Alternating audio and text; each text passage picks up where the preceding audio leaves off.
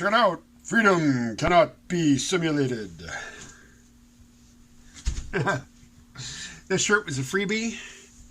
It is a piece of art by some contemporary artist. I forget his name.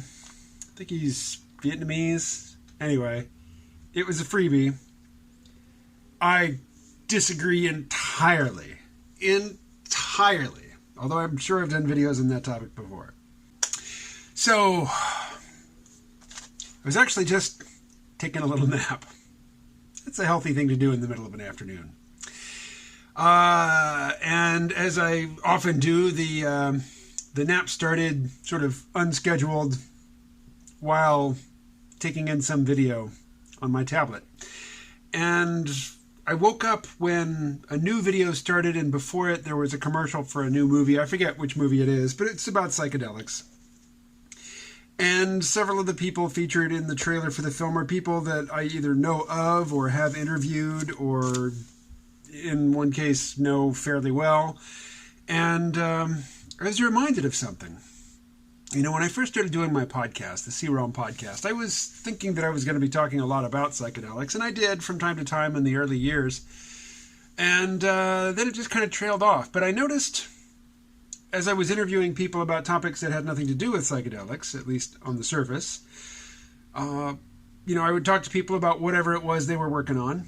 We'd finish the recorded portion of, the conversation, the for media public consumption portion of the conversation. And then, afterwards, we're just chatting. And time and again, people who have nothing to say about psychedelics in their public life would tell me about, their early formative experiences with psychedelics. And I'm like, oh, that's really interesting.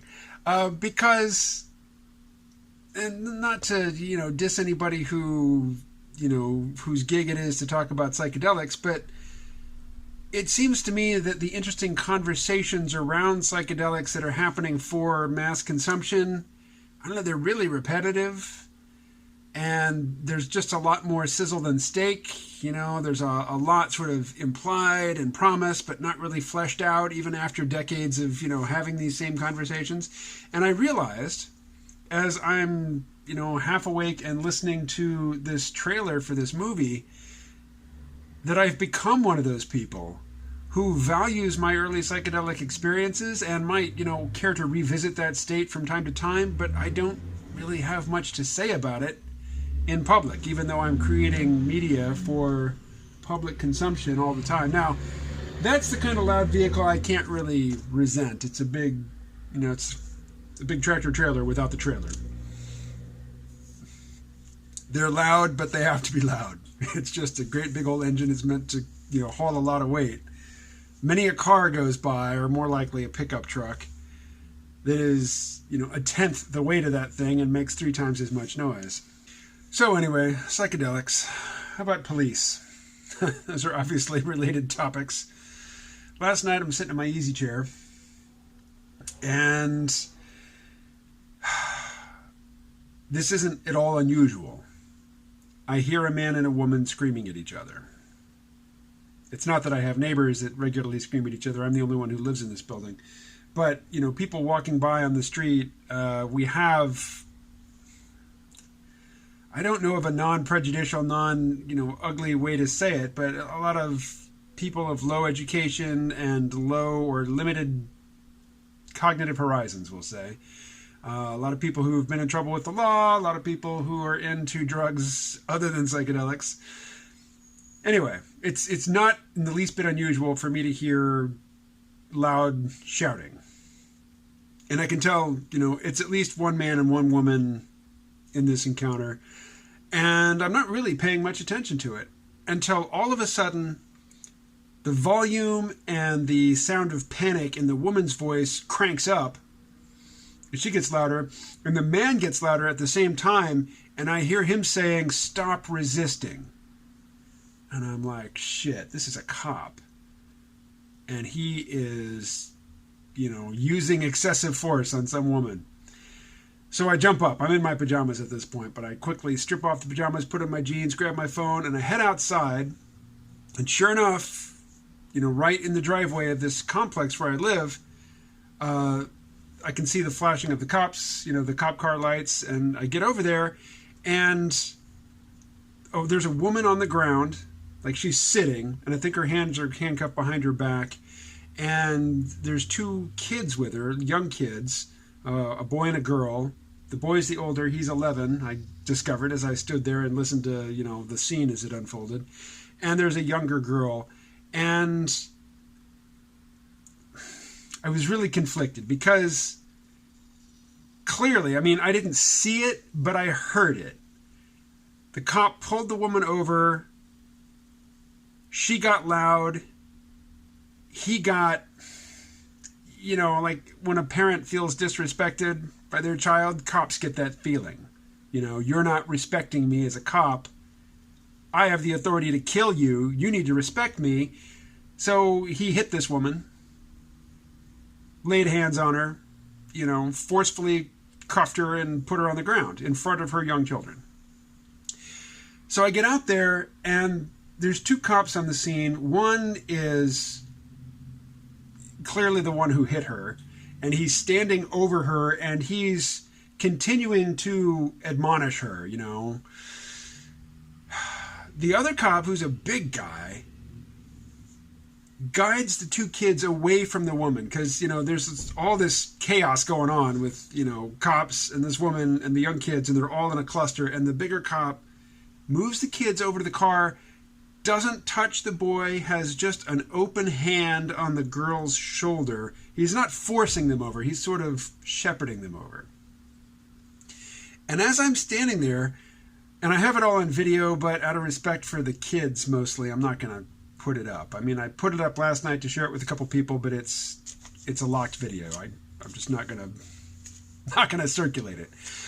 But so I'm standing there with my phone and I'm filming the whole thing, and there's two dramas taking place side by side. One, there's the kid, the 11-year-old kid, who is screaming at the cops, and he is catastrophizing. He's screaming, "Now I don't have a mother." Well, his mother's not dead. She's a few feet away. She's handcuffed. She's sitting on the ground, but he's screaming about, where am I going to sleep? Who's going to look after me?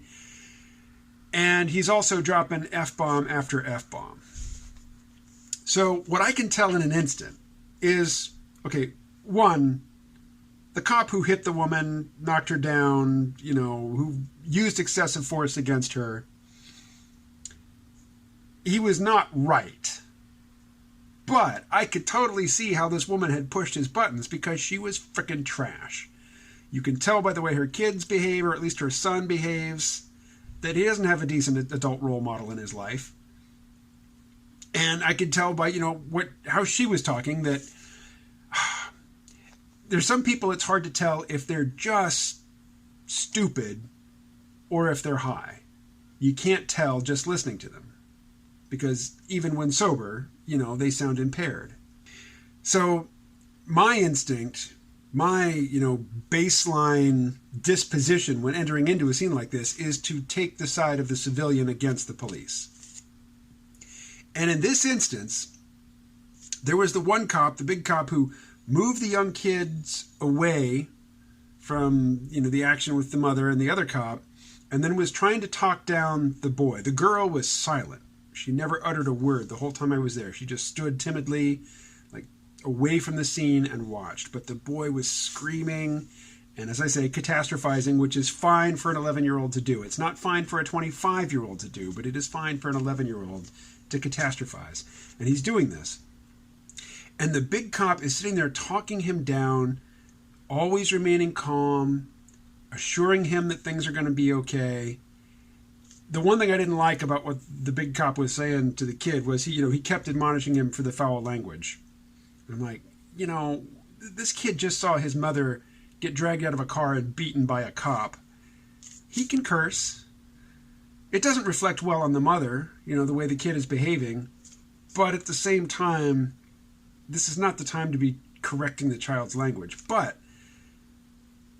the big cop who is talking to this kid successfully talked him down to the point where the kid hugged the cop.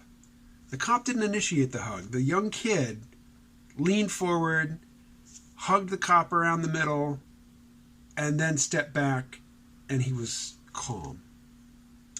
At the same time that this is playing out, 3 other police cars pull up. So there's 4 police cars now blocking the entrance to this complex where lots of people work and people needed to leave, but they're locked in. It was late at night, so there weren't lots of people waiting to get out. There was just one. At first I was thinking, 4 cop cars for this one woman and her 2 young children? I mean, we are completely over-policed in this society, particularly here in Bellows Falls, Vermont, and this is excessive. But then as things played out, and I saw that the cop who had hit the woman explain his actions to the other police who had showed up, that really it was for the best that more cops came to the scene, because left to his own devices, the cop who hit the woman may have continued, and things may have ended very, very badly for her. And as, he's explaining to the other cops, at first he's accusing the woman of assaulting him.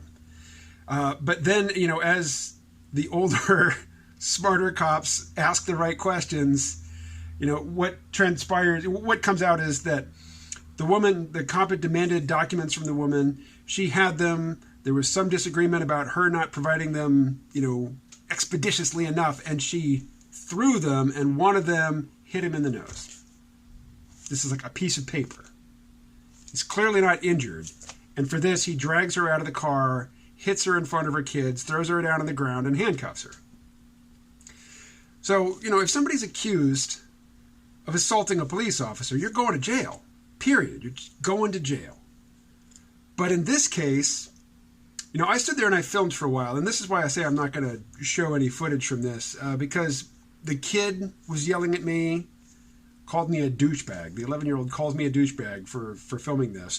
The woman at one point looked over, saw that I was filming, and she was hurling abuse at me, and I said nothing because I was not a participant to this whole event. I was documenting it. I was not engaging at all. So there was nothing I was going to say to anybody on the scene unless a cop approached me, and then I had a certain little script in the back of my mind ready to go. But, I went into this, my first impression was a police officer is abusing a woman. I'm not going to intervene, but I'm at least going to be on scene so he knows that he's not only being observed, but he's being recorded. That was my purpose in being there. But the trash people, and I'm sorry, but really, some people are just a waste of potential. And this woman and her son. Anyway, they're screaming abuse at me for documenting their encounter with the police.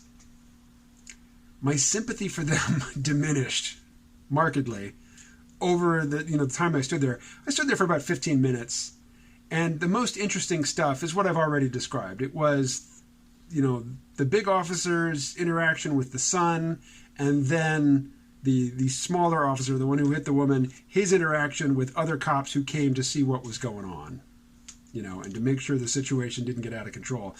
So I stood out there for like 15 minutes, but eventually I came back inside. But I would look out the window from time to time to see if there were still flashing lights, and there were for a while. And then mostly what I was waiting to see was if she got towed. If her car got towed away, then she went to jail. The kids are in the custody of the state. Who knows where they're going to end up last night. So I was watching for a tow truck, and I never saw one. I don't know how the incident ended for sure, but it seems like, the additional police who came onto the scene calmed things down, convinced the officer who had hit the woman that he hadn't actually been assaulted, and that everybody should just go their separate ways. I think that's what happened, because I never did see a tow truck, and I did see the police leave. So I'm hoping that's what happened. If I find out more, I'll let you know. Talk to you later.